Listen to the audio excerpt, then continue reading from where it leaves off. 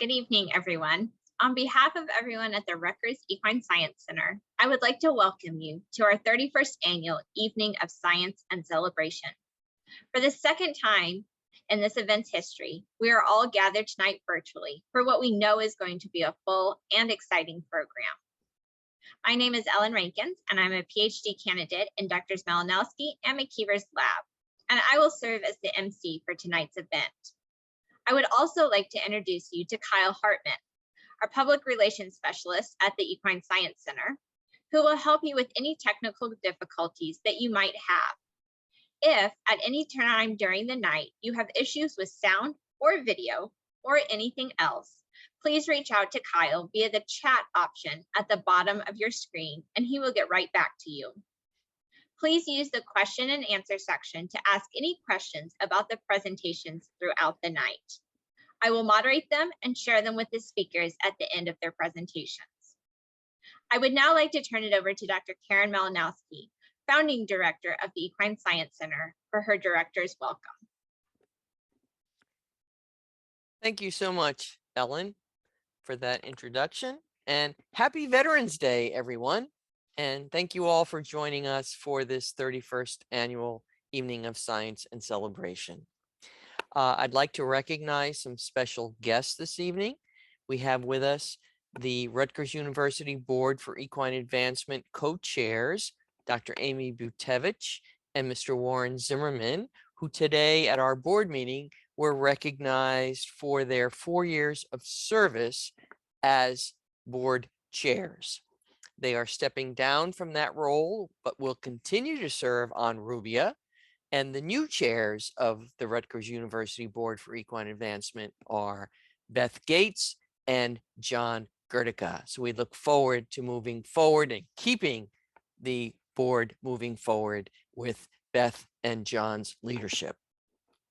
We also have with us Dr. Wendy Kowick, who is the Dean of Research for the School of Environmental and Biological Sciences, Melissa McKillop, the Vice Dean for Advancement at the school, Dr. Carol Bagnell, who is the Chair of the Department of Animal Sciences, Roz Bieberman, the Leadership Gift Officer, and Stella Almeida, the Chair of the New Jersey 4-H Horse Project Advisory Committee.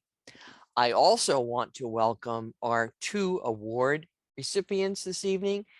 Assemblyman Ron Dancer, who is receiving the center's Spirit of the Horse Award, and Katie Wiggis, who is accepting the Gold Medal Horse Farm Award for Topline Farm from Hunterdon County. I just want to thank all of our wonderful people, Kyle Hartman, our staff, our students, our faculty, Drs. McKeever, Williams, all of our students and staff. We can't do this without you. So thank you guys. You are the best. So now I'm going to go through the PowerPoint. We are celebrating 20 years, guys. 20 years of the Equine Science Center. We began the program over 40 years ago, but the Equine Science Center itself is actually very new at Rutgers University. Our mission is very simple. We are dedicated to better horse care through research and education. That's what we do. We don't have a veterinary school at Rutgers in New Jersey. We do not fix broken horses. We do the research to ensure that horses do not get broken in the first place. Our vision is simple. We want to be recognized locally and globally as the first place to come to for information about horses. We accomplish this through educating our students, stakeholders, and importantly, guys, the general public, because people in New Jersey don't know about the importance of horses in the horse industry in New Jersey.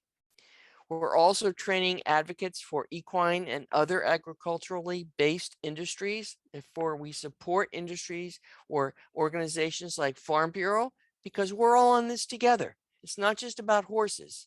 It's about hay producers, grain farm producers, etc. We are finding solutions through science-based inquiry, and we are exploring the relationship between horses and humans, which is so important. Our focus areas are straightforward. Equine health and well-being is number one. Land use policy and management in the most densely populated state in the nation. This is important. It's hard to be a farmer in the state of New Jersey. Environmental stewardship. Our Riders Lane Environmental Best Management Practices Demonstration Horse Farm is important because we need to show that we can be better stewards of the land. We work tirelessly to show or to prove that there is integrity in equestrian sport, and we also want to ensure the economic growth and industry sustainability moving forward. I want to thank our Rutgers University Board for Equine Advancement members. Our officers, Dr. Butevich and Mr. Zimmerman, were recognized for their service this afternoon at our board meeting, our past chairs, and our current members, many of whom are on the call this afternoon. Because of support from folks like yourselves, we were able, with our endowment and your support, to fund 3 research projects this year. The first is the co-regulation in human-animal interactions in the context of equine-assisted activities, PhD project of Ellen Rankins. The effects of horse manure-sourced biochar on soil nutrients, carbon sequestration, and hydraulic properties of our agricultural soils. This is another project, a master's student working in the Department of Environmental Sciences. And the third project, under the leadership of Dr. McKeever, effect of nasal flares on thermoregulation during exercise in horses. So we were able, from your support, to fund these 3 projects this year. And we also, during COVID, it's all taken us in a different direction. We've all gone virtually, and I can't wait, guys, to meet you back in person, to share a meal and to see you. But with the leadership of Kyle and others, and all of our students have the opportunity to engage in these activities, we took everything virtually. We had a wonderful program of keeping engaged while keeping safe. Every Friday, we had a variety of topics. Equine Trivia Tuesdays for kids last August was wonderful. And all of our other center events were held virtually. We also, with all of us at the center, engaged in a new activity book of equine science for kids. This is dribbling out in little bits because we haven't been face to face. And there's a wonderful new activity book sharing our STEM education opportunities around equine science, including activities as well as colored pencils to help kids going forward. And we will showcase this on Monday at the New Jersey Farm Bureau Convention. In celebration of our 20 years, we've had 3 wonderful proclamations. We were mentioned in the state of New Jersey's Month of the Horse proclamation. We had a special proclamation sponsored by Assemblyman Dancer from the Senate and General Assembly, recognizing 20 years of excellence of the Equine Science Center, and also a celebratory proclamation from the governor's office itself, signed by Phil Murphy and Sheila Oliver. Thank you guys very much for that. So we are here because we love horses. We love horses, we love the horse industry, and we want you all to remember how important the work the Equine Science Center does for you, your horses, and the industry. And the support that you give us is paramount because it keeps us going. So we would like, moving forward, we have the Spirit of the Horse Award, which goes to in recognition of an individual whose life has really been profoundly changed because of their involvement with horses, and who has acknowledged this impact by giving back to the horse industry. And I would ask Kyle Hartman if Assemblyman Dancer is on the phone with us. Yes, I am, Karen. Thank you. So I am very proud and pleased to present the Rutgers Equine Science Center's Spirit of the Horse Award to Assemblyman Ronald S. Dancer, the assembly person from the New Jersey's 12th Legislative District and the deputy Republican leader in the New Jersey Assembly. He is the recipient of the 2022 Spirit of the Horse Award. Assemblyman Dancer, oh my gosh, I have known Assemblyman Dancer for so many years. He has served in the New Jersey General Assembly since 2002. He's a former horseman, trainer, driver, and son of the late Hall of Fame harness horse racing driver, Stanley Dancer. And Assemblyman Dancer, you and I have shared the great pleasure of driving the wonderful horse, Niatros. Assemblyman Dancer professionally raced and trained harness horses from 1968 through 1998.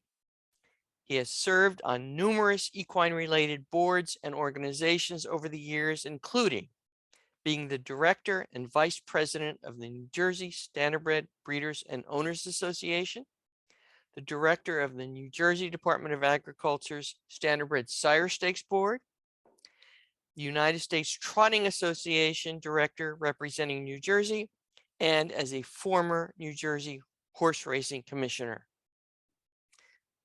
Assemblyman Dancer has also worked to ensure the sustainability of the equine industry in New Jersey, having sponsored the legislation authorizing the state leasing the Meadowlands and Monmouth Park racetracks to the private sector, and advocating for the state budget line items supporting the Rutgers Equine Science Center. Assemblyman Dancer currently serves on the Agriculture and Natural Resources, the Military and Veterans Affairs, the Oversight, Reform, and Federal Relations, and the Tourism, Gaming, and Arts State Assembly Committees. He is a veteran of the United States Army and continues to be an avid supporter of the Equine Science Center's research to equine-assisted activities for veterans with PTSD. I am very proud to present this award, and I have it here for you, Ronnie.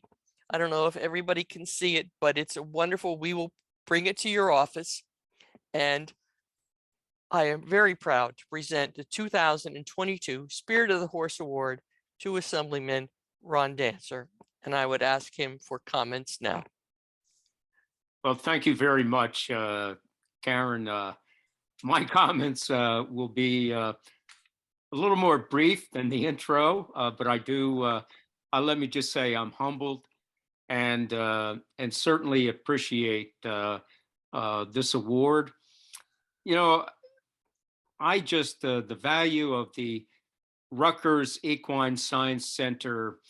I have to tell you, I've been in the legislature just about 20 years, and when I came into the legislature, there was a learning curve with my colleagues about the value of the equine industry throughout the state of New Jersey. And I found that the credibility of the Rutgers Equine Science Center, along with what Rutgers did with a economic impact study, I was able to go to my fellow legislators and just give them credible, factual information on the economic, environmental, and entertainment values, which are very unique only to the horse racing industry. You know, I would inform my colleagues that in the state of New Jersey, and I had the credibility of the Rutgers study, there were like 7,200 horse farms consisting of 176,000 acres of tax-paying open space. And on that tax-paying open space, we, through Rutgers, we estimated there were about 13 or 42,000 horses that were being cared for by 13,000 people. So it's a great industry. It provides, as I said, the unique economic, environmental, and entertainment values that no other industry can provide. That helped foster and promote and build a lot of support for the equine industry. And let me also say that during my tenure here as a legislator, I have been an advocate and, as you know, a voice and a vote for budget line items to support Rutgers, and in particular, the Rutgers Equine Science Center. You know, I would be remiss if I did not mention today being Veterans Day. As a veteran and serving on the Veterans Committee and representing the Joint Base Dix McGuire Air Force Lakehurst Base, Joint Base. I have worked, as you know, Karen, with you and the center, and I think this is so important. I want to accentuate the importance of the studies and the equine assisted activities, the research that has gone into between the human horse bond relationship, particularly with veterans suffering from post-traumatic stress, and how the horse and the veteran, it's amazing, and your studies proved it, and we thank you for all that effort. Can really help our soldiers, our veterans, in such a time as this. And just lastly, I also want to point out that there is a wonderful equine assisted activity, some of it called the Handicap High Riders Program. But I know that, and I've personally, seen where those that are in a wheelchair and those that need, well, wheels, not wheels, but we give them legs, and this happens to be equine. When we put them atop a horse, it gives them a freedom that they've never had before. And I just have to tell you that I think the work that you have done, the Equine Science Center, for our veterans, for equine assisted activities, the research that has gone in to help our industry from many different facets, whether it be the nutrition or whatever, and especially your economic impact study that has built tremendous support for the equine industry as a whole in the state of New Jersey. Again, thank you for this award. Thank you, Assemblyman Dancer. Thank you so much. God bless, and happy Veterans Day. Yes, to all our veterans, and thank you for your work on behalf of veterans there at Rutgers, in particular the Equine Science Center. Thank you.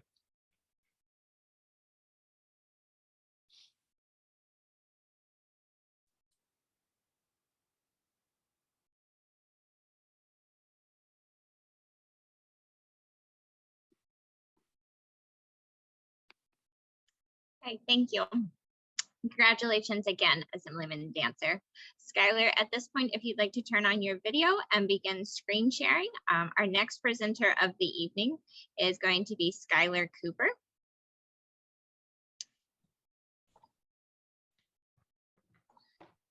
Skyler is finishing her senior year at Cumberland County Technical Education Center in Millville, New Jersey, where her technical studies focus is health sciences and medicine. She is involved in many school-wide activities, clubs, and honor societies. Skyler has always had a love for animals and has been a member of Gloucester County 4-H since 2012. She is the current New Jersey 4-H Equestrian of the Year. Tonight, she is here as a member of the New Jersey 4-H National Roundup Team, which she has been a member of since 2019. Last weekend, Skyler finished in first place at the National 4-H Horse Roundup in the individual presentation competition. Congratulations. She looks forward to attending college next year, where she plans on majoring in the animal sciences with a secondary focus on the environment and sustainability. Her dream is to continue her education following college to pursue a career as a veterinarian. Her presentation this evening is titled Horses, Donkeys, and Zebras. Oh my. Skyler, the floor is now yours. Thank you so much. One day, I just so happened to be scrolling around on the internet when I came across a few photos. I would like to share them with you all. Is this a lion tiger? What about this? A cat with a pig nose? Skyler, I'm going to interrupt just a moment. I don't think we can see your presentation, so you might try sharing your screen once again. Yeah. Sorry about that.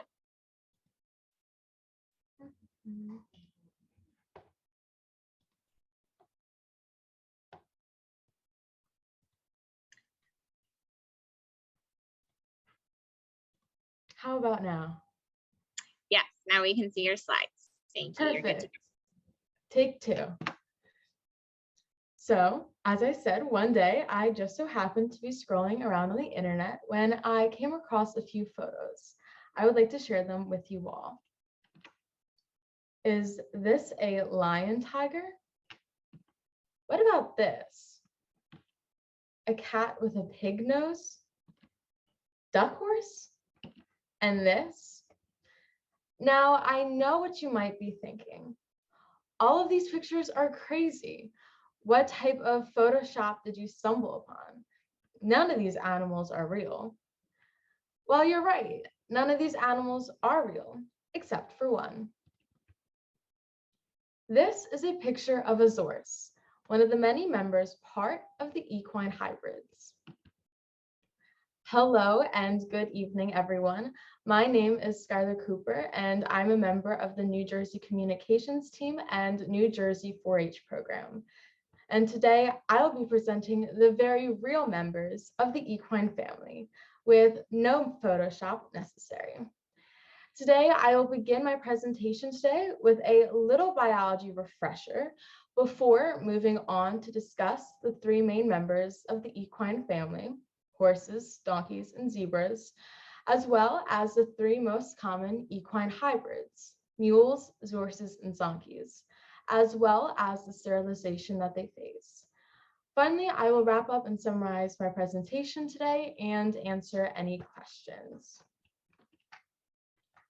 So let's begin with a little biology refresher, as I'll be referring to some key terms throughout my presentation today. First, we have a chromosome. Every living organism has DNA, which gets tightly packaged down into chromosomes, which contains all the genetic information for the organism. Each specific species has their own number of chromosomes. An offspring receives half their chromosomes from mom and the other half from dad. The half number of chromosomes that an offspring receives is called their haploid chromosome number. And the total number of chromosomes that an offspring has is their diploid chromosome set. The next two terms that are important to understand for the context of my presentation today is genotype and phenotype. The genotype is the genetic makeup of an animal, and the phenotype is their physical appearance. As a hypothetical example, as you can see here on this diagram, One horse has the genotype of big E, which allows the horse to have a phenotype black coat.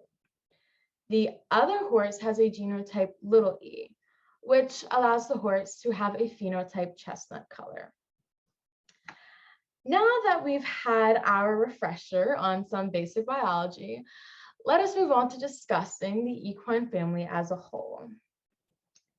Horses are the most famous member of the equine family, with their zoological classification of Equiscabalis.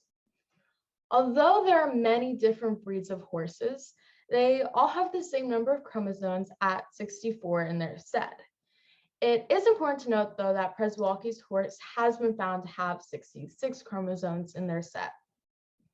Horses are scientifically classified as being four-legged, single-footed, simple-stomach, non-ruminant grazing animals, and they are the most domesticated members of the equine family, with their primary purpose of recreation. They are, of course, best known for their gentle manner, athletic ability, and strength. Commonly referred to as the cousin of the horse, the next member of the equine family is the donkey or ass, with their zoological classification of Equus ascens. Unlike the horse, different subgroups of donkeys have a different number of chromosomes. Most scientists debate that the true donkey has 62 chromosomes in their set, but they have been found to have anywhere from 50 to 63. For the sake of my presentation today, I'll be referring to the 62 chromosome count, as this is the number of the set that the mammoth donkey, the one most commonly found in hybrid breeding, possesses. They are usually gray or tan in color, with notable dorsal striping and black points, and their long, characteristic ears. Finally, the last member of the equine family is the zebra. Many people forget that the zebra is a part of the equine family altogether because of their not domesticated nature compared to the other two members of the family.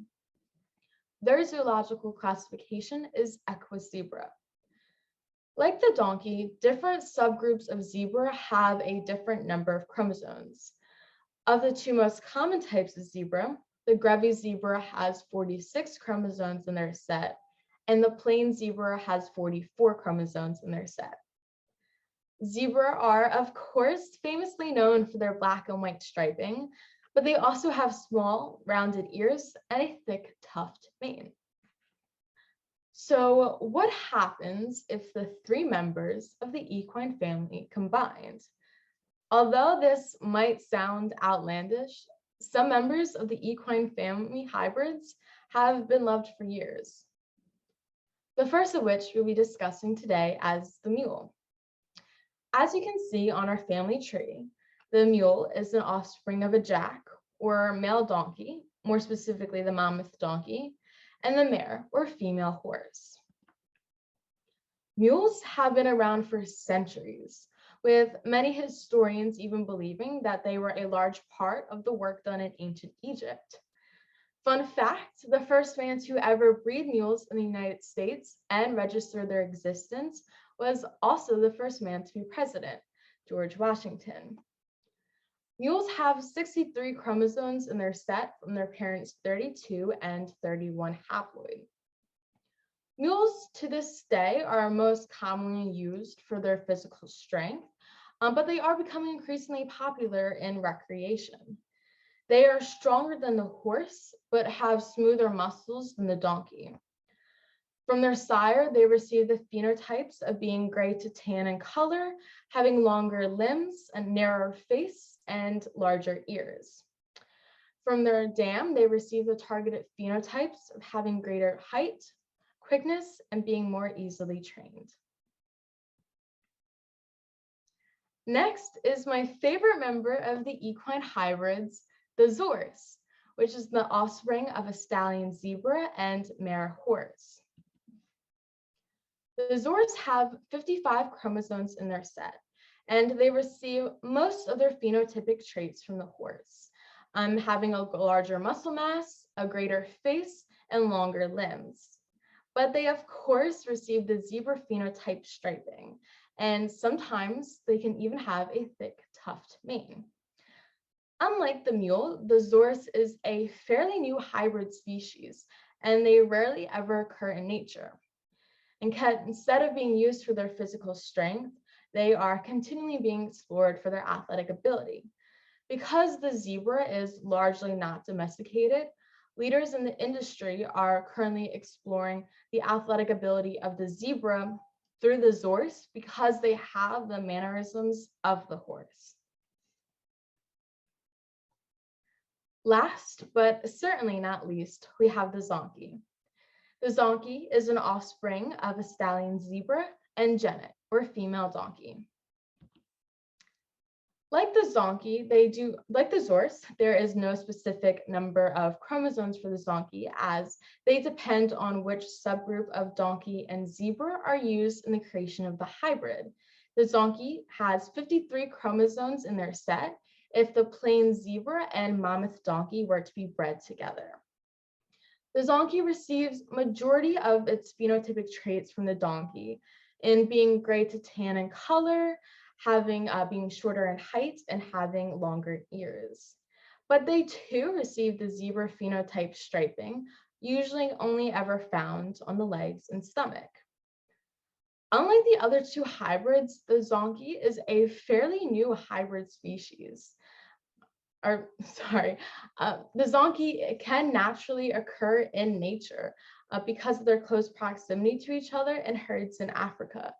And in fact, the Zonkey was first discovered when natives wanted the zebra striping off of the zebra on their donkeys because they were the ones used for work. So although all the hybrids are very different, there is one thing in common. Almost all are sterile. And this is due to the odd number of chromosomes that occur in each hybrid gamete. When going through the normal cellular division process called meiosis, as shown in this image here, gametes or egg and sperm are formed. But because of the lack of correctly paired genetic information, unviable zygotes are produced. The hybrids still produce normal reproductive hormones of estrogen and testosterone, though. For this reason, there have been a few cases of mules being able to have offspring. When a female mule is going through her normal hormonal process of ovulation, artificial insemination has been successful in producing an offspring. Unfortunately, in general, the hybrids are unable to continue the development of the embryo, and most result in stillbirths. The equine family, consisting of the horse, donkey, and zebra, was expanded even greater with the creation of the hybrid, leaving more questions to be answered, more research to be conducted, and more animal species to love. Today, we discuss the three main members of the equine family, as well as the three most common equine hybrids, mules, Zoruses, and Zonkeys, and the sterilization that they face due to a mismatch in genetics. Thank you all so much for your time today and your time a part of the Rutgers Equine Science Center. And next time you also happen to be scrolling around the internet, I hope you'll be able to tell the difference between a duck horse and the very real members of the family. Here are my sources, or my three primary sources included the Melbourne University articles, the Denver Post, and the Donkey Sanctuary. And are there any questions? Thank you, Skyler, for a wonderful presentation. As a reminder, if anyone has questions, you can place those in the question and answer box. At the moment, we have not had any questions come in for you, Skyler, but thank you so much for sharing with us tonight. I really enjoyed your presentation. Thank you. Thank you. And you're getting some congratulatory messages in the chat, so you can take a look at that a little bit later on in the evening.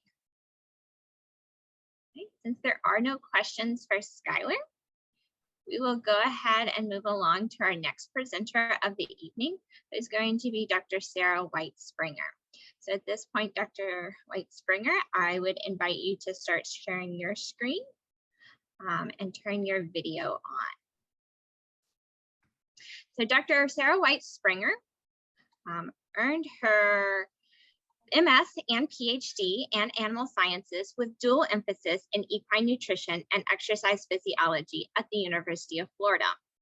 She secured a prestigious postdoctoral position in the College of Health Sciences and Center for Muscle Biology at the University of Kentucky, where she studied the role of muscle satellite cells on muscle growth and repair in humans and mice. In 2016, Dr. White joined the faculty at Texas A&M University as an assistant professor in the Department of Animal Sciences, where she has developed a balanced program that addresses equine research, teaching, and stakeholder needs across the tripartite mission. She has established a research program focusing on nutritional and training modulation of skeletal muscle metabolism and mitochondrial function in young horses. Additionally, she has fostered collaborations with other scientists to study muscle biology and energetics in beef cattle, swine, sheep, and aging humans. Dr. White-Springer is a rising star in the field of equine exercise physiology, whose programmatic efforts are gaining notoriety for excellence in research, as evidenced by national and international presentations, recruitment of horse industry collaborators, and funding support of over $2.7 million. She has authored or co-authored 22 refereed journal articles in top-tier journals, including a first author paper published in Skeletal Muscle, and the top 10% of all cited papers in 2018, and several in scientific reports. She has mentored 6 masters and 1 PhD student and served as a primary instructor for 4 courses. Dr. White-Springer is also an accomplished horsewoman, earning over 50 regional and national titles in Arabian sport horse and dressage. At this point, the floor is yours, Dr. White-Springer. Thank you, Ellen, for that wonderful introduction, and thank you all for having me. And thank you, Skyler, for getting everyone's brains prepped for science. We're going to switch gears just a little bit from genetics and talk about skeletal muscle. And so the title of this talk is The Mighty Mitochondria, the Importance of Skeletal Muscle Health for Optimal Equine Performance.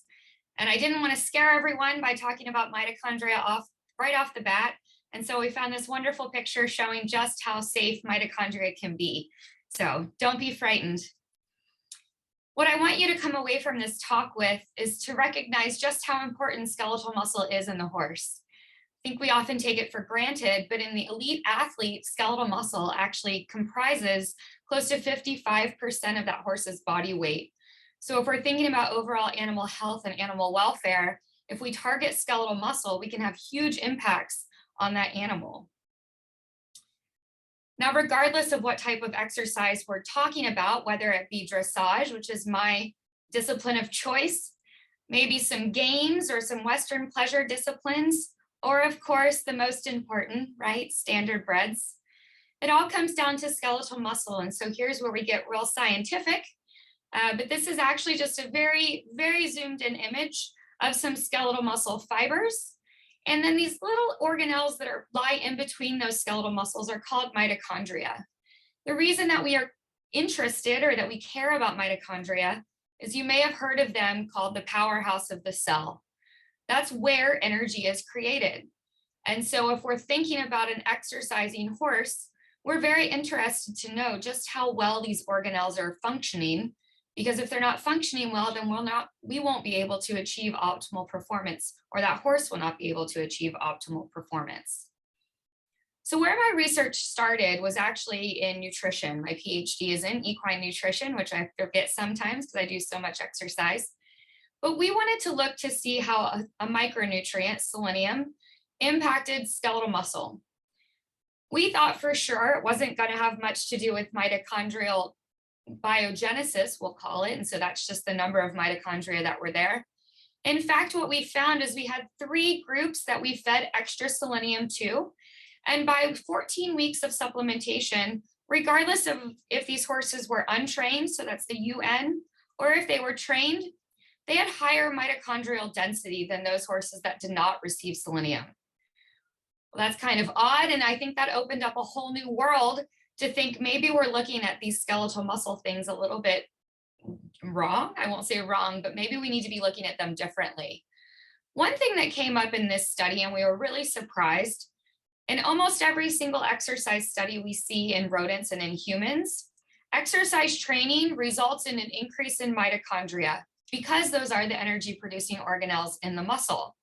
What we found was in our control horses that did not receive extra selenium, just a normal diet, but they were enrolled in an exercise training protocol, they did not see any increase in mitochondrial density after 14 weeks of exercise. And we thought, well, this is weird. What did we do wrong? So what do we need to look at? Like I said, in exercise, we're really interested in the number of mitochondria, but this is where it gets real into the nitty gritty. Within the mitochondria, there's actually these different complexes. You may have heard of the electron transport chain. The movement of the electrons through this electron transport chain is actually what creates energy, or ATP.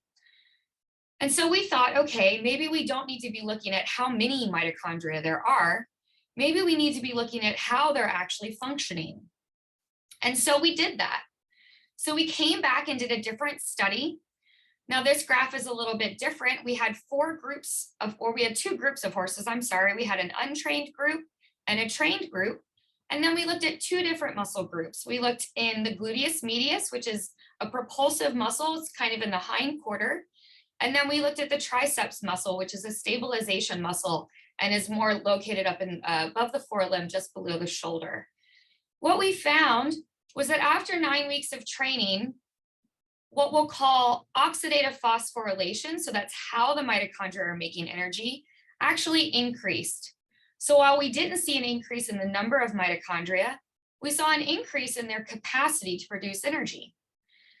We saw the same thing. This is just a certain complex, which we'll talk about later. This is maximal oxidative phosphorylation capacity.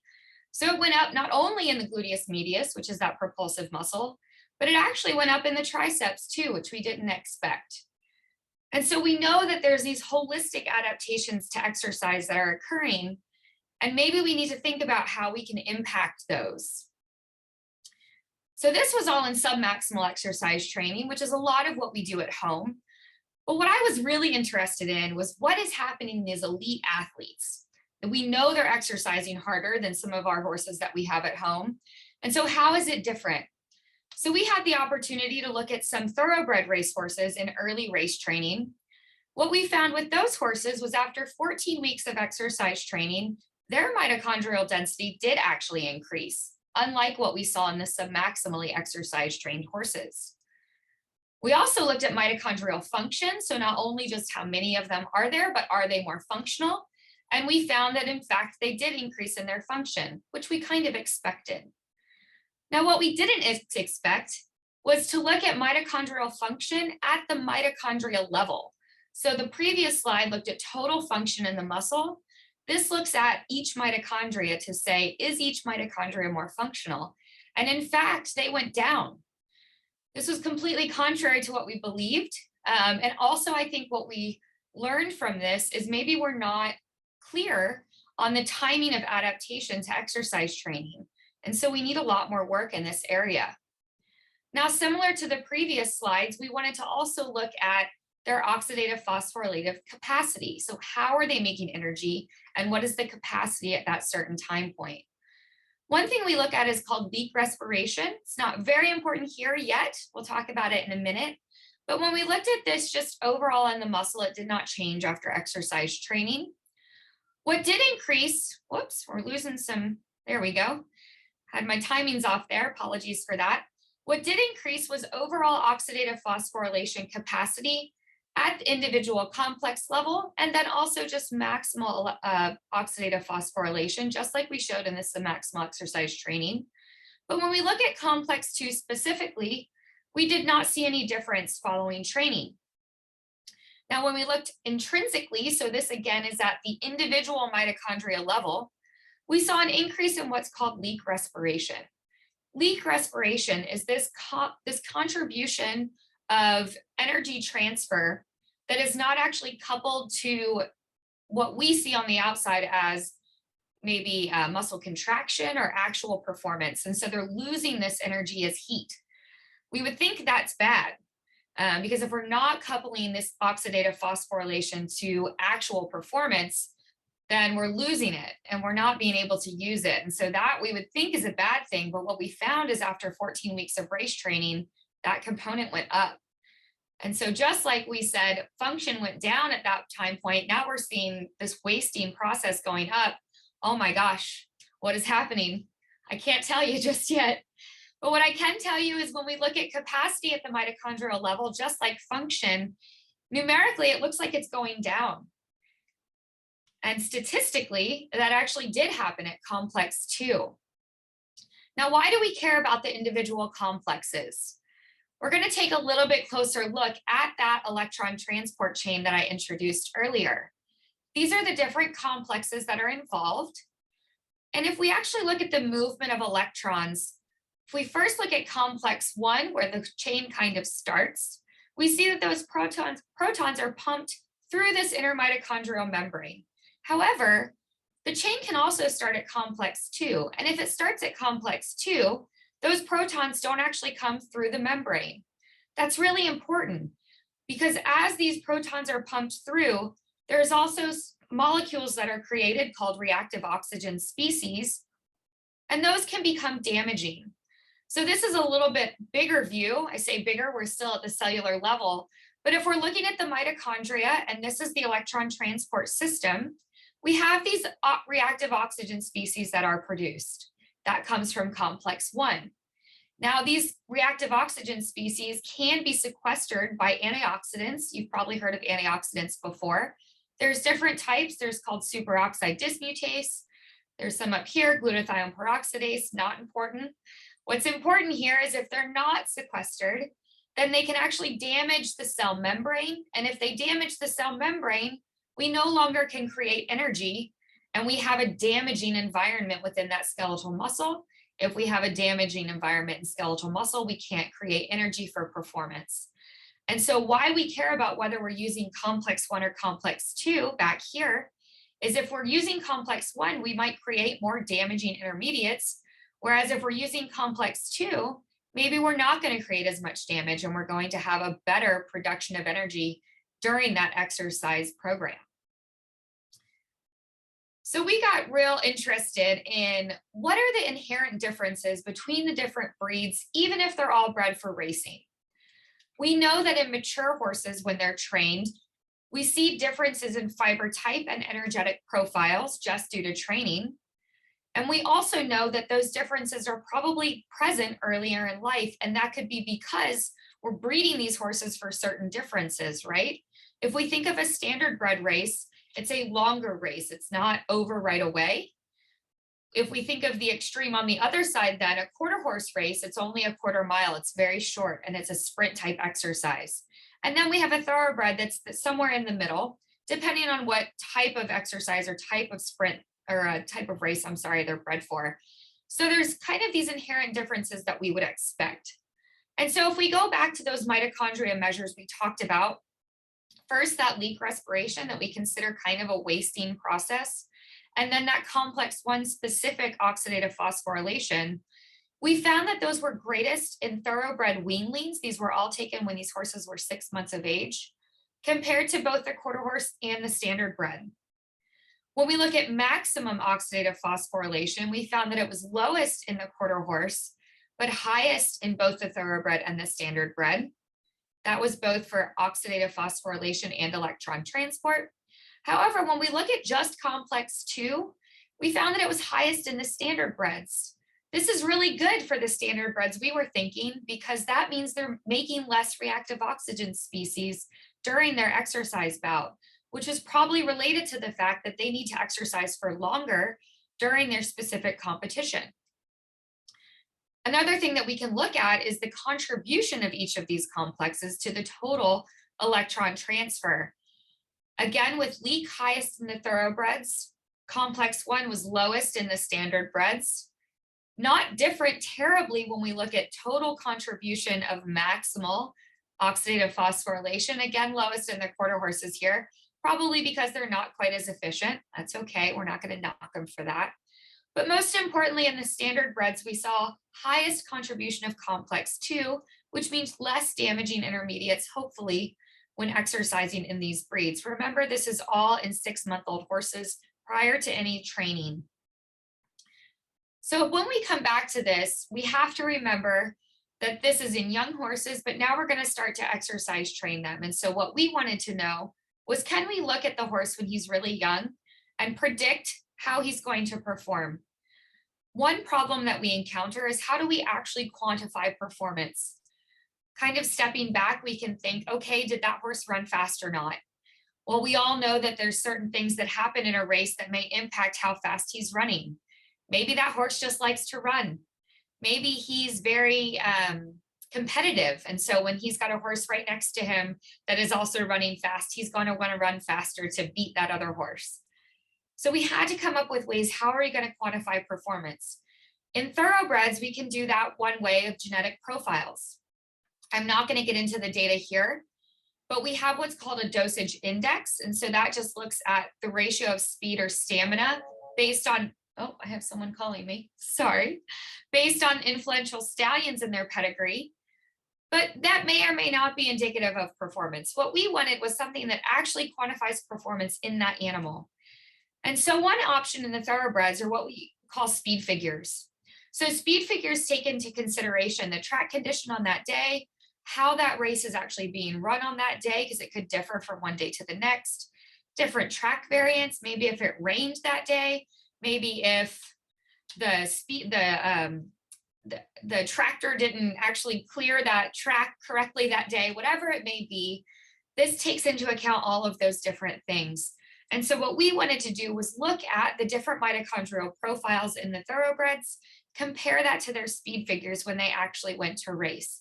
So the data that I have here is just in 30 horses, because that's all we had that were racing at the time. I will tell you, by the end of this month, actually, we'll have closer to 160 horses that have actually raced. And so we'll be able to update these measures. But what we found was, we found a strong correlation between the mitochondrial function in the animals when they were 6 months of age and their speed figures when they actually went to race at 2 years of age. And that was in an overall mitochondrial function. So that was the data I showed you earlier that increased with race training. Another thing that we saw was a negative relationship between leak. So remember that measure I said was a wastage process. So it wasted energy. It wasn't coupled to performance measures. Had less leak in the horses that had a higher career best speed figure.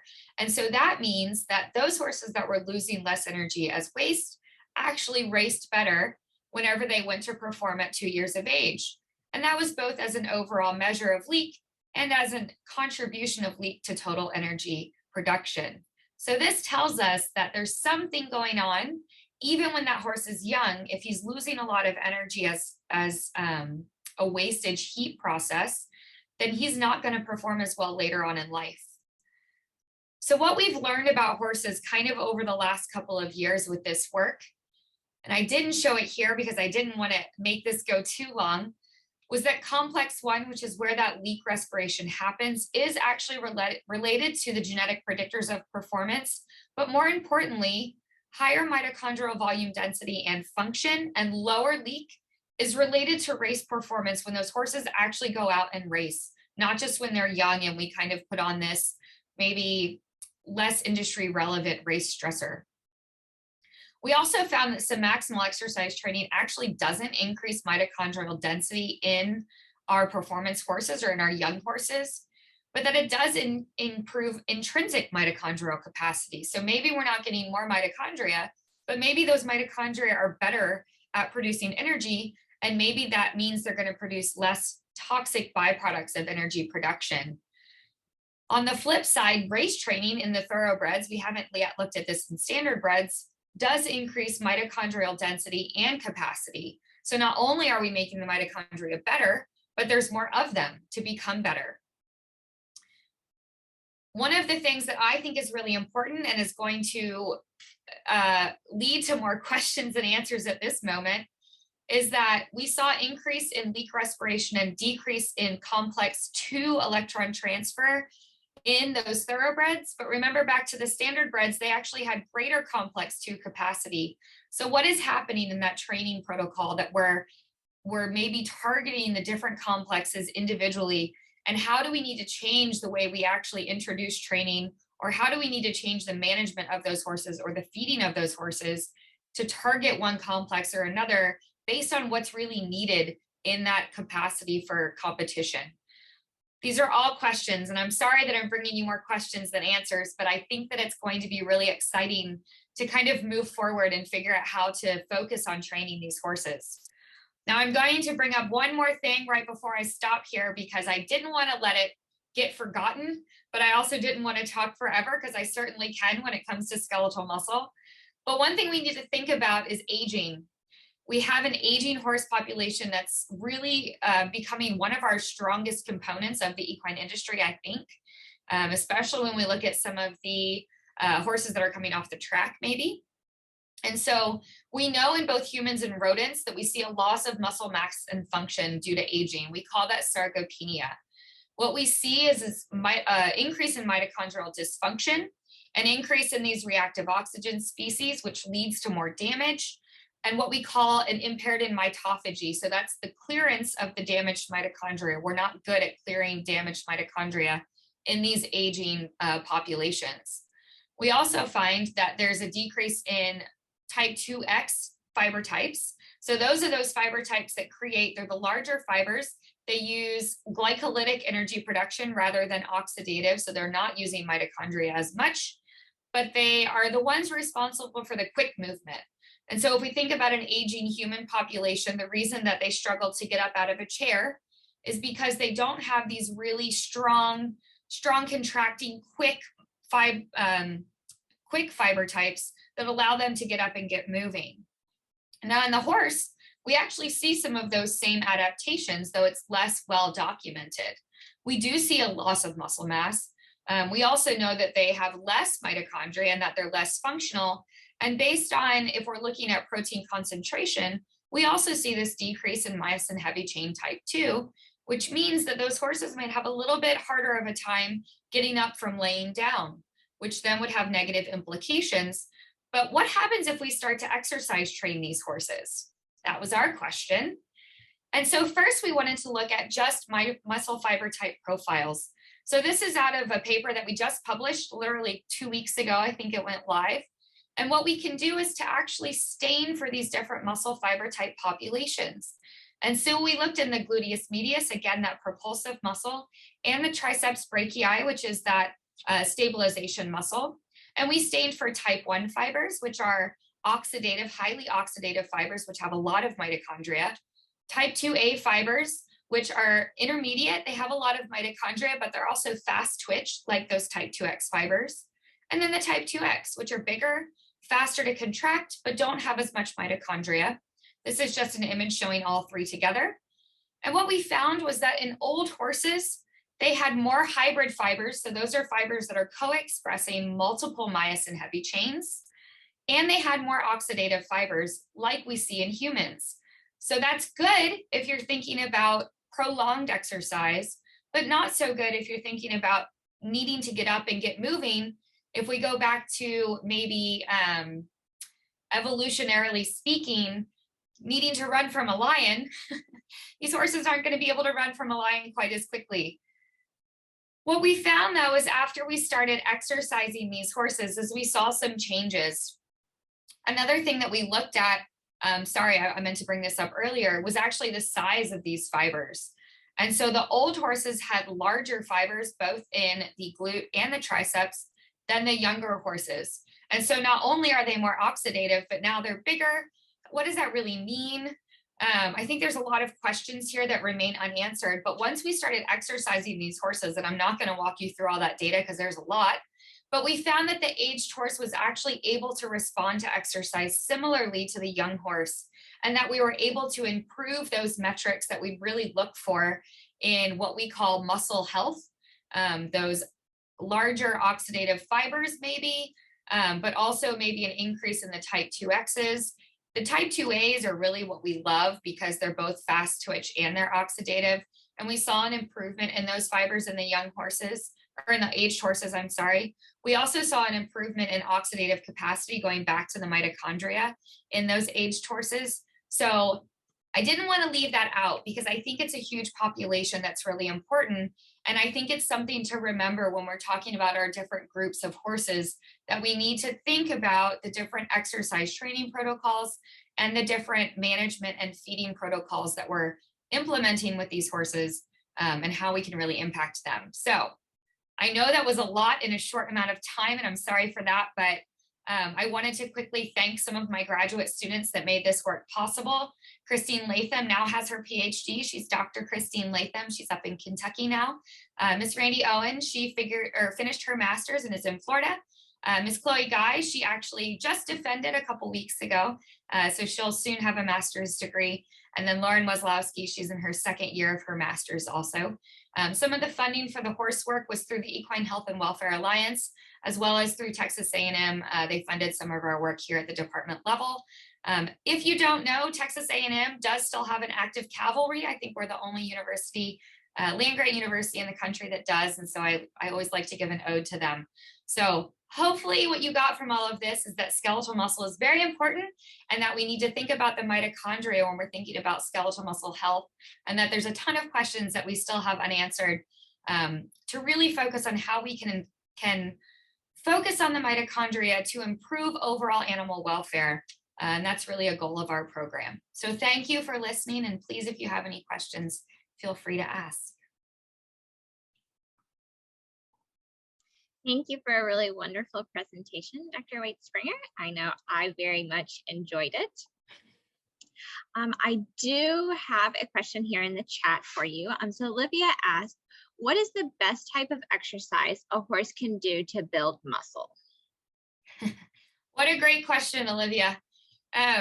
So one of the problems that we have, I won't say problems, but one of the, I guess, things we need to overcome in horse exercise is we don't really have a strength type exercise that doesn't include an endurance component. When you think of strength exercise in humans, we can isolate different muscle groups. If we want to do, say, crunches, we can do abs. If we want to do bicep curls, then we target our arms. In the horse, that's really hard to do. But if we want to maybe do strength type exercise, what we think about is maybe hill work. So if you can do something that you can change the elevation, so that horse is really having to maybe do more pushing from behind. Sorry, I'm very visual. So when I get to doing things, I start using my hands. These are the horse's back hooves, just so you know. Any kind of hill work will really help build up muscle. If we're trying to engage the top line, you want something that's going to stretch the horse over his top line. So something that's going to make him reach long and low with his head will really help engage the top line. Trying to think of other examples. You know, I'm a dressage person, so the first strength type exercise I look at is a piaffe, which takes a little bit of time to get to. But anything where we're really asking that horse to sit and engage, that's going to be a strength or a muscle building type exercise. So kind of depending on what you're asking the animal to do is going to change the type of exercise that you're going to ask of him. Gosh, there's just so many. Olivia, if you want to call me, we'll talk personally about your specific horse. Thank you, Dr. White-Springer. Appreciate you answering that question. I also had someone message me. So your work in the racehorses is quite fascinating, but if you were to take this into other types of horses, how would you look at quantifying performance, if that would be possible, and relating this to some of these muscle measurements that you're taking?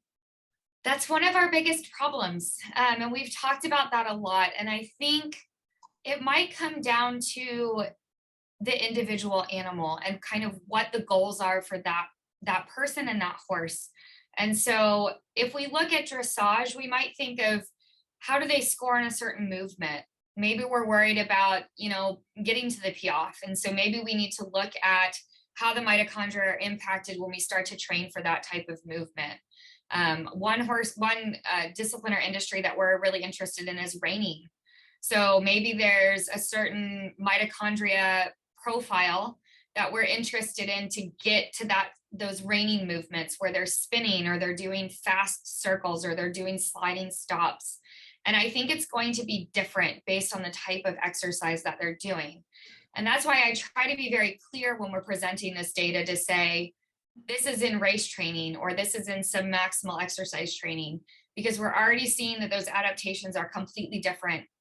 And another thing that we need to consider is a lot of the training that we do is in young horses. Well, now we're adding that component of growth. And so are we seeing these adaptations to submaximal exercise training because we're only doing it in young horses? Are we going to see those same adaptations if we do it in mature horses? I don't have those answers, unfortunately, but I think that it's all going to be different. And that's what's a little terrifying, is I think that what we're finding overall is if we can improve capacity, and maybe if we can improve what I call efficiency, so decreasing that difference between how they're functioning and how high they could function. I think if we can decrease that difference there is really when we're going to optimize performance and decrease the secondary reactive oxygen species production that may be damaging in those animals. That was a good politically correct answer, wasn't it? Thank you so much for your presentation tonight, and thank you for answering the questions here. At this point, we don't have any more questions for you, so thank you again for sharing with us. And at this point, our next presenter is going to be Dr. Jennifer Weiner Nelson. So Jen, if you want to go ahead and start sharing your screen and turn your video on, and we'll get started here. So our next guest is Dr. Jennifer Weiner Nelson. She's a recent PhD graduate of the Endocrinology and Animal Bioscience program here at Rutgers. Dr. Jennifer Weiner Nelson grew up on a dairy farm in northern Wisconsin. She received a degree in animal science from the University of Wisconsin at River Falls, and then went on to work in the Western performance horse sector of the equine industry, working at reining horse training facilities in both Texas and Wisconsin.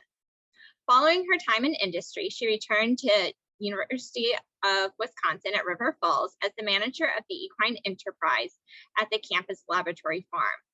In that capacity, she oversaw management of the university-owned teaching horse herd, breeding program, and all equine facilities, while also assisting faculty with their classes, outreach programs, and applied research. Dr. Weiner Nelson recently completed her doctorate in the Endocrinology and Animal Biosciences graduate program at Rutgers in the fall of 2021. Here at Rutgers, she has worked under the guidance of Dr. Carrie Williams with a research focus on pasture management, as well as grazing behavior, metabolism, and the hindgut microbiome of grazing horses. Her lecture this evening is titled Integrating Crabgrass into Equine Grazing Systems. Welcome, Dr. Weiner Nelson. Well, hello, everyone, and thank you to Ellen for that great introduction, and thank you to all of you for taking the time to join us this evening. Tonight, I'm just going to share some results and some key takeaways from my doctoral dissertation research related to pasture production, soluble carbohydrates, and grazing preference as we explored integrating crabgrass into equine grazing systems. To begin, we know that managing horses on pasture versus housing them in a dry lot or even or stall setting does provide a number of advantages for horse producers. These include reduction of supplemental feed costs, as well as reducing the potential for nutrient leaching and soil erosion. Managing horses on pasture also provides for more natural feeding conditions, which can have a positive impact on horse health and well-being. For example, horses maintained on pasture do exhibit 50% greater voluntary movement than when housed in a dry lot setting. Pasture management does, however, create some management challenges. Cool season grasses that are typically grown in horse pastures in temperate regions of the United States, like New Jersey, grasses like Kentucky bluegrass, orchard grass, tall fescue, do undergo a period of low productivity during hot, dry months of the summer, which is commonly termed the summer slump. Decreased pasture forage production during the summer slump can lead to increased supplemental feed costs and or overgrazing, which can in turn lead to negative environmental impacts. We also know from surveys conducted across the Mid-Atlantic region that few horse producers implement strategies designed to mitigate overgrazing of low productivity pastures, with less than 50% reporting using a stress lot and less than 25% allowing pasture forage to recover to a recommended height prior to regrazing. In contrast to those cool season grasses that have that peak in production under conditions of cooler temperatures in late spring and early summer, and another secondary peak as cooler temperatures return in the fall, warm season grasses are most vigorous during that same hot, dry summer slump period when their cool season counterparts are semi-dormant. Therefore, incorporating warm season grasses into traditional cool season rotational grazing systems could bridge that summer slump forage gap and increase pasture production. In addition to those differences in seasonal growth patterns, there are differences in how cool season and warm season grasses store soluble carbohydrates, with characteristically lower non-structural carbohydrate or NSC in warm season grasses.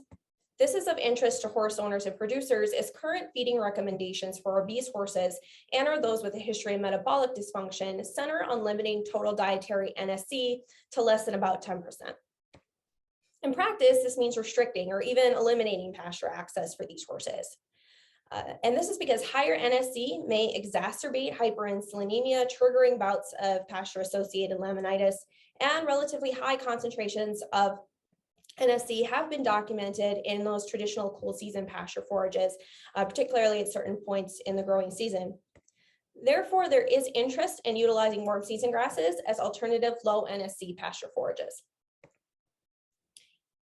Due to a lack of noted forage-related disorders, which are associated with some warm season annual grasses in horses, crabgrass is a warm season annual that may serve as a potential pasture forage for grazing horses.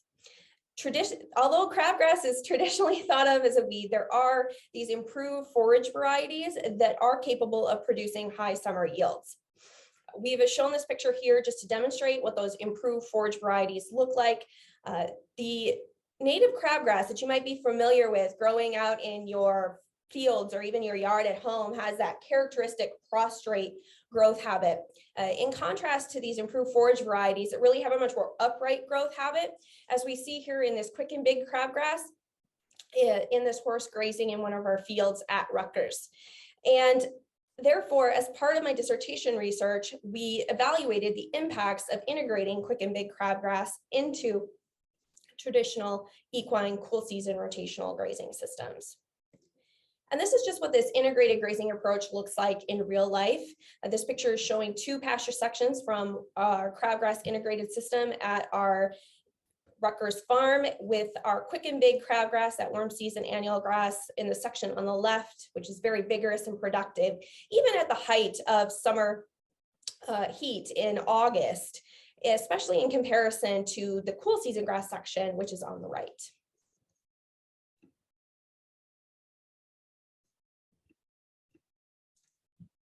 And the results really bear this out. Here we're looking at herbage mass across the grazing season, which we've divided into 3 periods. The early period, which began in mid-May at the beginning of the grazing season and extended to mid-July. That summer slump period from mid-July to mid-September, and finally a late grazing period from mid-September till mid-November or the end of the grazing season. And in this figure, we are showing cool season sections of an all cool season traditional rotational grazing system in the yellow dotted bars, the cool season grass sections of within that integrated system in the purple dotted bars, and crabgrass sections within that integrated system in the purple hash bars. And if you're looking at this figure, you might think, oh, there's something missing in the early grazing period. And there is, but that's just, remember those seasonal differences in growth that we were discussing earlier. Crabgrass as a warm season annual is not able to be planted until early June and is thus not available for grazing until mid-July, which corresponded with the beginning of that slump period. And really the only difference that we are seeing here is this much greater yield in the crabgrass sections of our integrated system in comparison to the cool season grasses during that slump period. For our soluble carbohydrates, we did find that NSC in the crabgrass was less than 10% for all crabgrass rotations in both the slump and the late periods. However, when we compared the cool season grasses to the crabgrass, we actually found minimal differences in soluble carbohydrates. During that slump period, there was greater WSC in the cool season grasses versus the crabgrass. However, the opposite was true for starch, and therefore there was no overall difference in NSC. Furthermore, while NSC was less than 10% in the crabgrass, It was also below 10% for all but one cool season grass rotation during the slump and the late periods when both of those forages would have been available for grazing. As part of this project, we also were interested in potential impacts of the method of establishing crabgrass in horse grazing systems. The most common method in the practice that's been evaluated in most prior studies focuses on sequential grazing of distinct and separate pasture sections containing either cool season grasses or warm season grasses, with the warm season grasses established alone in monoculture. Think about that picture that I shared with you earlier of our integrated grazing system with the two sections separated with crabgrass in one and cool season grass in the other. Alternatively, warm season grasses could be interseeded into the existing cool season grasses, and this may be an option of interest for horse producers that are considering integrating crabgrass into their pasture systems. So we did compare yield between crabgrass established in monoculture, shown in this figure in the light green bar, crabgrass interseeded into existing cool season grass, shown in the hashed bar, and cool season grass alone, shown in the dark green bar. And what we found was that yield was greatest when crabgrass was established in monoculture in comparison to either the interseeded treatment or the cool season grass alone. And when we compared the interseeded to the cool season grass, well, there was a numerical difference with yield in the interseeded treatment being greater numerically than for cool season grasses alone. There actually wasn't a statistical difference between these two treatments.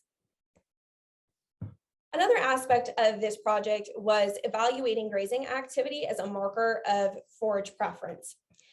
Grazing preference and horse preference for forage is an important consideration when selecting horse pasture forages, as it has implications for utilization of pasture forage and evenness of grazing across a full pasture area.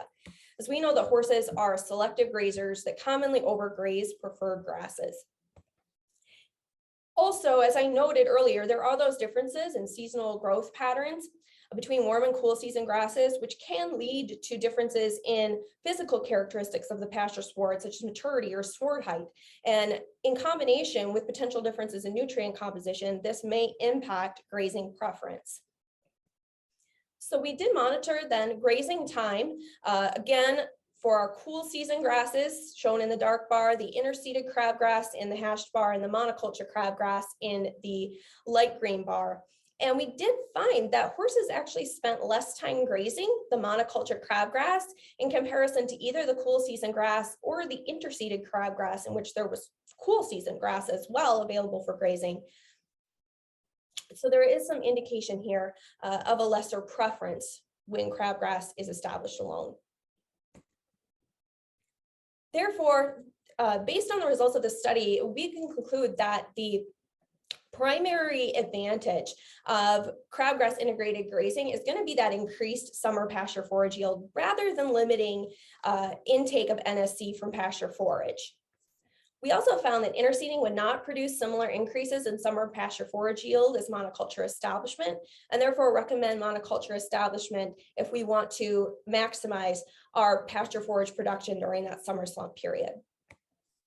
And finally, while horses were not necessarily averse to consuming the quick and big crabgrass, our results did indicate that crabgrass may be less preferred than cool season grasses. And this actually may be a good thing, as there is some value in identifying grasses that are less preferred, especially given the increasing prevalence of obesity in our equine population. However, additional research would be required in order to determine the extent to which horses may or may not self-limit their intake if they were maintained on cool season grasses for an extended period of time. And with that, I would like to thank all of our industry partners and funding agencies that have helped make this research possible, especially the Rutgers Equine Science Center and the New Jersey Agricultural Experiment Station for all of their support throughout my doctoral program. I'm very grateful for everything that you have done for me. And I also would like to take this opportunity to invite all of you to join us for the upcoming Rutgers Horse Management Seminar Series, which is scheduled for February. We have a number of great speakers that will focus on topics including recent advances in areas such as veterinary medicine, equine genetics and health, equine nutrition, and as a part of the horse management seminar series, I will be sharing more of our work on integrating the warm season grasses into traditional cool season rotational grazing systems, specifically focusing on the impact of this practice on metabolism and the hindgut microbiome of the grazing horse when we get to the horse management seminar series.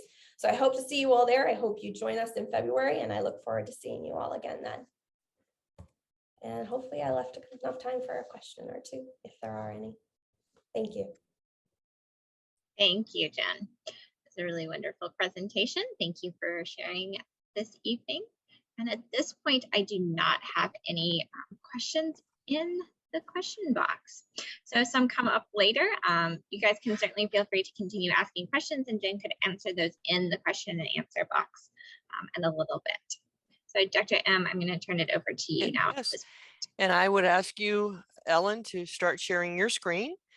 Ellen Rankins is a fourth-year PhD candidate in the Endocrinology and Animal Biosciences graduate program, working with both myself and Dr. McKeever. Before coming to Rutgers University, she completed a BS in Animal Sciences at Auburn and an MS in Animal Science at the University of Florida. Ellen, in her spare time, teaches adapted or therapeutic riding lessons at Special Strides in Monroe, New Jersey. And this time in the arena has honed her research interest, which focuses on equine assisted services and the horse-human interaction. Her current research is focusing on veterans, and again, thank you for Veterans Day, and thank you for all you have done for us veterans. She's focusing on veterans with post-traumatic stress disorder in equine assisted services. Her presentation tonight is Understanding the Power of Horses, Equine Assisted Activities for Veterans with PTSD. Go ahead, Ms. Rankins. Thank you. Thank you, Dr. M, for a very wonderful introduction. And good evening to everyone. I'm very excited to be here to share a little bit about my research with you. We are right in the midst of this, so this is kind of a preview of things to come also. And as Dr. M said, I would like to say Happy Veterans Day to all our veterans and to thank them for their service. They are really the reason behind this research project. The U.S. Department of Veterans Affairs estimates that 11 to 30% of veterans in the United States have post-traumatic stress disorder. So to put that in context, that's 2 to 5 million of the 18.2 million veterans in the United States. So what is post-traumatic stress disorder, or PTSD? It's an maladaptive response to emotionally salient event or multiple events. And so it impacts daily life and functioning of those with PTSD. And so it really impacts how they're going to go about interacting with people in everyday life and what those daily activities look like. And so that's really why we're interested in addressing this disorder, is because it does have severe implications for how people carry out everyday life and interact with the people around them. Now we're going to dive into some of the details of my project. So we are looking to recruit 30 combat veterans with PTSD, as well as 30 combat veterans without PTSD in total for this project.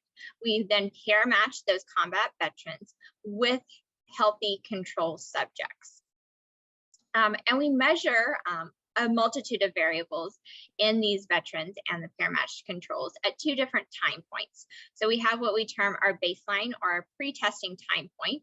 And so we measure co-regulation, which I'm going to explain here in a moment. We measure PTSD symptoms, so the severity of those symptoms, and resting heart rate and hormone concentrations. And then we come back 9 weeks later and measure those exact same things. And we'll also discuss in a little bit more detail what happens in those 8 weeks in between these 2 measurement time points. So what is co-regulation? Co-regulation is defined as the tendency of 2 systems to exert an influence over one another, resulting in synchrony between those 2 systems. So a really common example of this, I'm a very visual person, so it helps me to think of examples, is if you watch people walking down the street, you'll often notice that people walk in step with one another. And so that is co-regulation or social motor synchrony in action that we can see in everyday life. And so we can measure this in lots of different ways. In this particular context, in this study, we're choosing to measure in two different ways at that pre-testing and that post-testing time point. So in this photo here on the left, we have outfitted our two participants, a veteran and a non-veteran that he's pair matched with heart rate monitors. And so we're measuring heart rate during this period. And in this particular task, they are asked to maintain eye contact for a 3-minute period. And then we're going to look at what happens to their heart rate during that period. So if one person's heart rate goes up, does the other person's heart rate also go up? And if so, that would be co-regulation in action. We're also measuring social motor synchrony, so a specific example of co-regulation, and we're doing this through a pendulum swinging paradigm. So again, you'll see these same two participants on the right-hand side, and you'll see that both of them have a pendulum attached to the chair here. So we're recording the motion of that pendulum and looking at whether or not those pendulum swings are synchronized with one another. And we can look at this in different contexts. So under an unintentional context in which the veteran and their other participant just swing their pendulum at a self-selected pace, or we can look at this when they're actually asked to match their swings to one another. Okay, so what about those veterans, those 30 veterans with PTSD? What happens with them in that 8-week period between their pre and their post testing? And so we have two different groups. So they're randomly assigned to either 8 weeks of equine assisted activities, or they're assigned to an 8-week wait-listed control period. So those in that wait-listed control period continue on in life as normal, and they get to come down and interact with the horses and go through that equine assisted activities program after their post testing. So we're still allowing them to go through with this intervention, but we need that control group to, when we analyze these results, to look at this and say, yes, the equine assisted activities that we're providing is actually what's causing the changes that we're seeing and not just the passage of time. And so that's why that control group is so important in this study. So when these veterans go through their 8 weeks of equine assisted activities, or EAA, they're doing a 30-minute session once a week over that 8-week period. And they're working through a progression of ground activities. So both of the veterans pictured here are fairly early on in their program. So they're just learning how to communicate with their horse and lead their horse. So they're learning things like grooming and leading, and eventually progressing to things like long lining with these horses. Again, all ground activities that we're doing with these veterans and these horses. So during the sessions themselves, this is the really exciting part. We're taking simultaneous measurements in both the horses and the humans. So we're taking blood samples to measure plasma hormone concentrations. They're both outfitted with heart rate monitors, so we can measure heart rate and heart rate variability. And we have surface EMG units on them to measure muscle activity. So you can see that highlighted here in this photo. So you'll see the horse has this EMG unit on his jaw as well as his neck. Similarly, you can only see it on the jaw here in our veteran, but that veteran has the EMG unit on both his jaw and his neck. So we're measuring the exact same thing in both this horse and the human to see if they're going to synchronize over the course of this session. And that'll tell us something about how this intervention is impacting these veterans as well as the welfare of the horses in these sessions. So we're really excited about this and looking forward to, and I have results to present to you. Like I said, we are in the midst of collecting this data, so it has not been analyzed yet. I would like to throw out there that we are still recruiting for this project, and so I could use your help. I would very much appreciate your help in gathering participants for this project. So this is the flyer. I would be happy to share this with any of you if you wanted to reach out to me. We have this in a PDF online that I can share with you. We are looking for both combat veterans, so any combat veteran between the ages of 18 and 75 would be eligible for participation, as well as non-veteran healthy male subjects between the ages of 18 and 75. We are only taking males in this project because many of the hormones that we're measuring fluctuate with the menstrual cycle in females. And so we're just unable to accommodate that a level of variability with this sample size. So again, my contact information, phone number, as well as email address is on this flyer. If you or anyone you know would be interested in participating, please reach out to me and please spread the word. Would really appreciate the help. I would like to thank all of the funders that have so generously supported this project. It is fully funded, and for that I am very grateful. A special thanks to the Rutgers Equine Science Center, as well as the state line item from the state of New Jersey, as well as our other sponsors listed here. And with that, I would like to thank you for your attention, and I would be happy to take questions that you guys may have.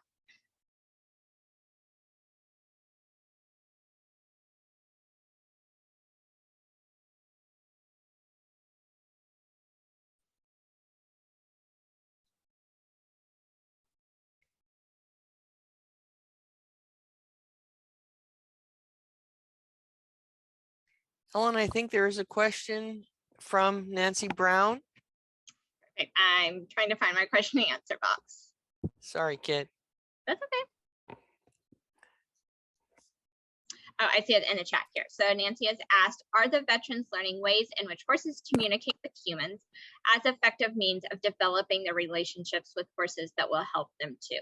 So yes, a part of the program that they are going through, they are learning how horses communicate with one another as well as the people around them and how to read that type of body language. And we do hope that will transition then into their everyday life and how they interact with the people around them. And Stephanie, I do see your question about getting contact information. I will provide the contact information. So my email address as well as phone number in the chat. And then you can reach out to me and I can get you the flyer and any other information you would like. Great. Thank you, Ellen, so much. Thank you. I'm going to start sharing my screen.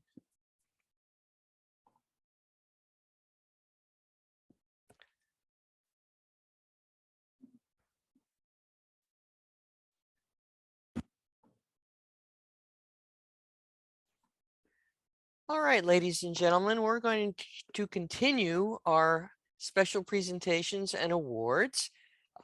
People who really make significant contributions to the equine community. And I would like to introduce at this time Stella Almeida, who has a special presentation from the New Jersey 4-H Horse Project Advisory Committee. Stella, are you here? Maybe not.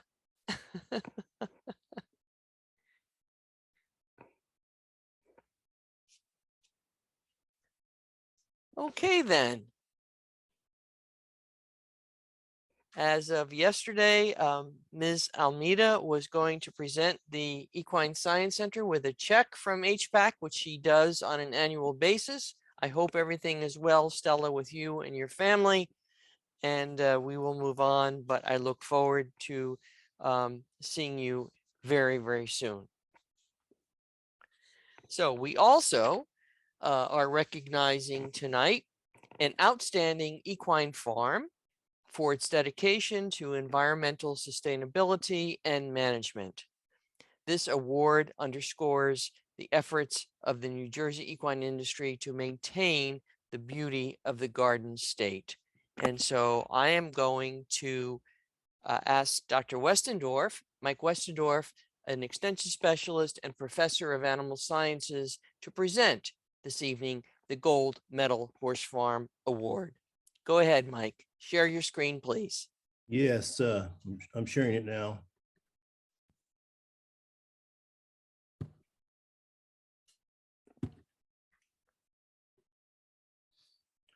Okay, yes, the Gold Medal Horse Farm Award has been in existence for about 10 years. It came into being when a group of us back about 10 years ago thought of ways we could recognize outstanding equine management. So the experiment station, the especially the center was involved in that, as well as some representation from the New Jersey Department of Agriculture. So I think this is the 10th year we've done this. You might remember Showplace Farms. They were the first recipient. Last year's recipient was Centenary University. So we certainly have had a nice history. This year, our award recipient is going to be Topline Farm. Topline Farm is managed by Katie Wiggis. The farm is located in Alexandria Township in Hunterdon County. And just a little bit more background about the Gold Medal Horse Farm. Program, like I mentioned, program recognizes outstanding stewardship. If you want to apply, just go on the Equine Science Center website. The link is there, and you can get a form for filling out. The major requirements for it are you need to do an environmental assessment on your farm. You need to document that you have an animal waste management plan, and we'll put together a site visit to come out and look at the farm. Usually those are done by myself and Dr. Williams. Topline Farm is located on a very picturesque setting in Hunterdon County. It provides a peaceful spot for having a horse farm. It's Topline Farm is currently home to 8 horses. They have an indoor riding arena. They have a number of external paddocks with well-managed, well-maintained cool season grass pastures. And they have an indoor stall arena, stalls, and the indoor arena. If they have a number of specialties, training, teaching, and mostly having fun. They teach horsemanship, they teach safe horsemanship, riding, and they're a great place for you to visit if you have the opportunity. They do have some trail rides that are nearby, and cross-country jumps are around the farm. They do a great job of equine environmental management. The manure and bedding from the farm are removed daily and placed on an impervious pad that's surrounded by berms and by vegetation. The stall barn and the arena are both equipped with gutters and French drains to catch all the water and store it in a septic area until it is removed. When we visited there recently, there was no sign of any runoff problems coming off of their barns, either the arena or the stall barn at all. Manure is stored for up to 90 days, and it's removed to a local crop farm. As you can see in this picture, there is a pond that's near the farm, but it's at least several hundred feet at least from the paddocks, and probably close to 1,000 feet from where the manure is stored. Pastures are soil tested regularly and managed to result in optimum cool season grass growth. Most of the paddocks look somewhat like this paddock does here. As I mentioned, we visited the farm after several days of heavy rain. There was no sign of erosion. We saw a little bit of runoff in one area, but it was just being taken up by the vegetation.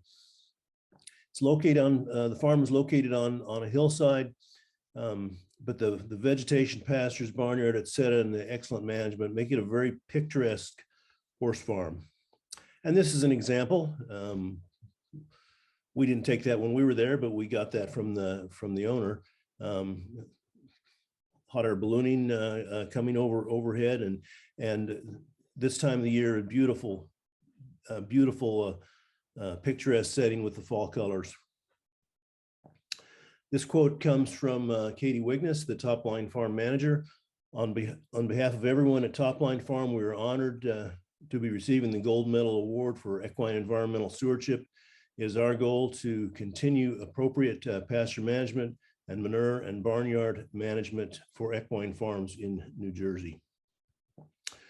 With that, I'll mention that with the award comes a very nice sign.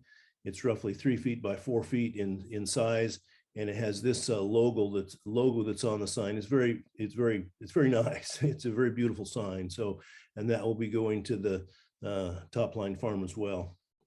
That concludes my brief comments.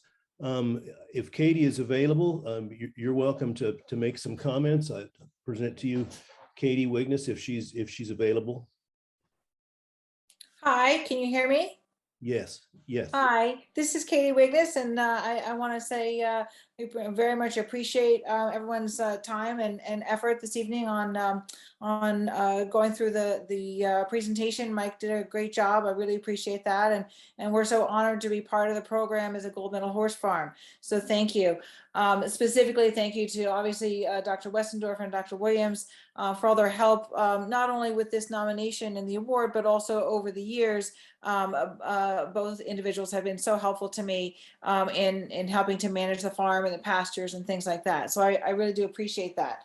And thank you to Dr. Malinowski for hosting the program in the evening this evening, and also supporting and promoting good farm stewardship over the last 20 years. I mean, I've been involved with the Rutgers Equine Science Center and coming to their activities for a long time, and it's been such a great program to be a part of, and appreciate that.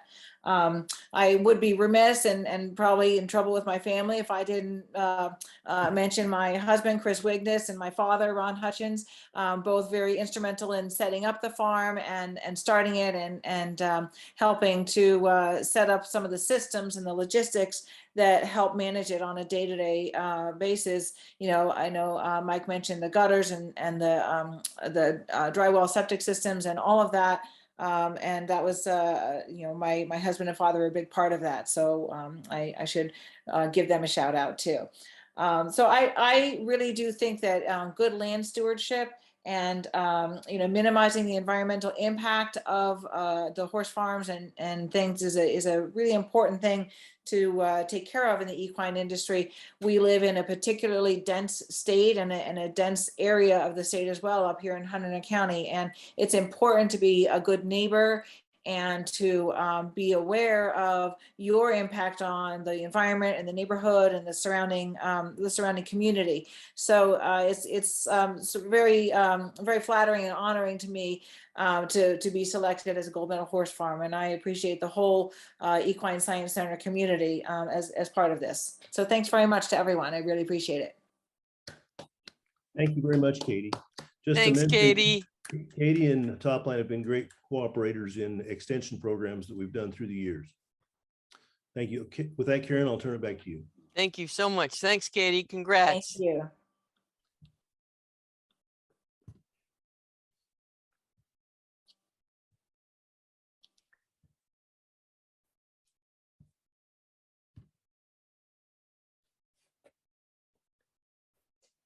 So, ladies and gentlemen, we're coming to the close of our 31st annual Evening of Science and Celebration.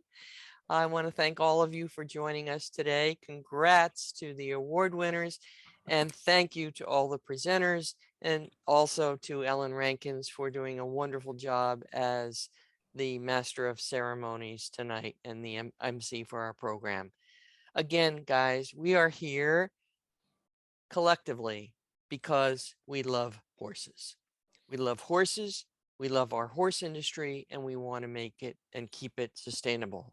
And so all that you do, and as potential donors and as current donors, all that you do to support the Equine Science Center is reflected in the work that you've seen tonight. Our endowments have funded all of our research projects, Ellen's, Jennifer's, and others. And so we thank you all, and we hope you would continue to support the work of the Equine Science Center. I want to recognize our partners. A new partner this year is Beringer Ingelheim, and thank you for that support. Sam Landy and his family, UMH Properties, have been a longtime supporters, as have the New Jersey Department of Agriculture and the New Jersey Farm Bureau. Thank you all for continuing to support the Equine Science Center. As Dr. Weiner Nelson mentioned, we ask you all to join us for the next horse management seminar, which will again be virtual in 2022 on consecutive Tuesday evenings in February. February 8th, the topic will be recent advances in health and disease, followed by February 15th, genetics and health, and February 22nd, recent advances in nutrition. So please join us. Again, you can join us for one or all of them, and the cost is free. So please join us virtually for 2022 for our webinar, Horse Management Seminar. And again, thank you all for joining us. Continue to support better horse care through research and education, and join us on our website. Keep in touch at efc.rutgers.edu. Thanks, guys. We love you all. We miss seeing you all, but we're still here for you and your horses. Good night.